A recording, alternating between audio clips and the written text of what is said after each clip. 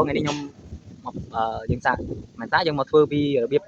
បើកែងរកមកចាប់អញ្ចឹងពេលដែលយើងរកកណ្ដុះរកអីនៅលើក្តារលើស៊ីម៉ងឃើញហើយឥឡូវយើងប្រើកែងត្រីកោណដើម្បីរកមកចាប់នៃដៃខ្ទងដបូលរបស់យើងឥឡូវយើងមានកែងត្រីកោណអញ្ចឹង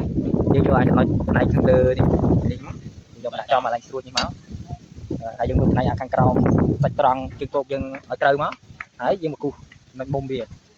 ហើយតមកយើងយកទៅដាក់រកជាមួយនឹងដៃយើងមុតជើងអត់ប្រយោជន៍ទេគោយើងគោគេគោគេណាម្ដងហ្នឹងចូលដៃយើងគោយើងហើយហើយនេះថាទស្សនិកជនមកចាំមើលគេគូកែងចិត្តមកចាប់mấyជាងដល់ពេលមួយធ្វើគ្នា10នាក់ហ្នឹងហើយគេភ្លេចរកខ្លួនឯងភ្លេចរកខ្លួនឯងអូមួយនាក់មែនទេ10នាក់ខ្លះ